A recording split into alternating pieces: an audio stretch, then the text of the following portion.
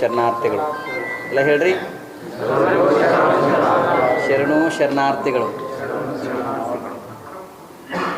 ತಮ್ಮೆಲ್ಲರಿಗೂ ಬಸವ ಜಯಂತಿಯ ಹಾರ್ದಿಕ ಶುಭಾಶಯಗಳು.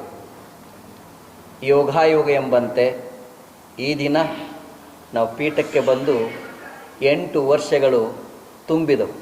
2018ರಿಂದ 2026 ಈ 8 ವರ್ಷಗಳು ನಮಗೆ ಸಾಕಷ್ಟು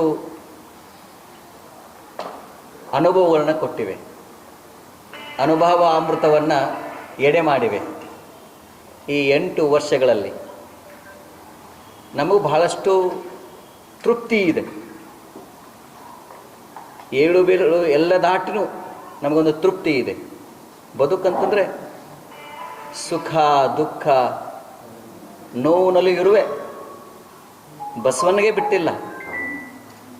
ಆ ಬಸವಣ್ಣನವರಿಗೆ ಕೂಡ ಬಹಳ ಕಷ್ಟಗಳನ್ನು ಕೊಟ್ಟರು, ನೋವನ್ನು ಕೊಟ್ಟರು. ಕೊಂಡಿ ಮನ್ಸನ್ನ ಅಂತಿದ್ದ. ಅವನ ಕೆಲಸವೇ ಇದು.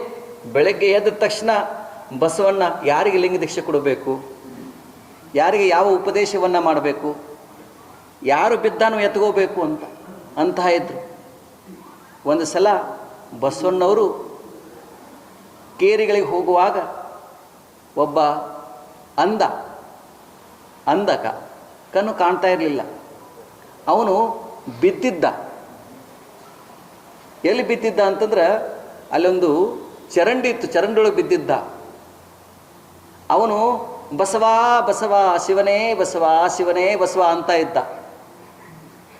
ಅಂಥ ಸಂದರ್ಭದಲ್ಲಿ ಒಬ್ಬ ಹೋಗಿ ಅವನು ಎತ್ತುಕೊಂಡ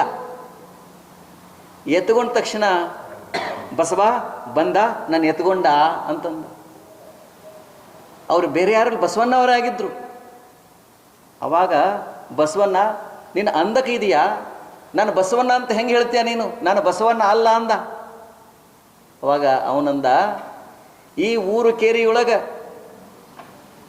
ಯಾರು ನನ್ನನ್ನು ಮುಖ ನೋಡಿದ್ರೆ ಅಪಶಕುನ ಅಂತಿದ್ರು, ಇಂಥವ್ರು ನನ್ನನ್ನು ಯಾರೂ ಮುಟ್ಟಕ್ಕೆ ತಯಾರಿರಲಿಲ್ಲ. ಇಂತಹ ಸಮಯದಲ್ಲಿ ನಾನು ಮುಟ್ಟಿ ಮ್ಯಾಗ ಎತ್ತರಂದ್ರೆ ಬಸವನಲ್ಲದೆ ಮತ್ತಾರು ಮಾಡೋಕ್ಕಾಗಲ್ಲ ಈ ಕಾರ್ಯ ಅಂತ ಹೇಳ್ತಾನ. ಅಂತಹ ಬಸವಣ್ಣ ಕಾರ್ತಿಕದ ಕತ್ತಲಲ್ಲಿ ಆಕಾಶ ದೀಪವಾಗಿ ನೀ ಬಂದೆ, ಬಟ್ಟೆಗೆಟ್ಟವರಿಗೊಂದು ದಿಕ್ಕಾಗಿ 8 ಶತಮಾನಗಳ ಹಿಂದೆ. ಓ ಆಧ್ಯಾತ್ಮ ವೀರ ಧೀರಾವತಾರ ಜಗಜ್ಯೋತಿ ಬಸವೇಶ್ವರ ಅಂತ ಹೇಳ್ತಾರೆ ಕುವೆಂಪು ಅವರು.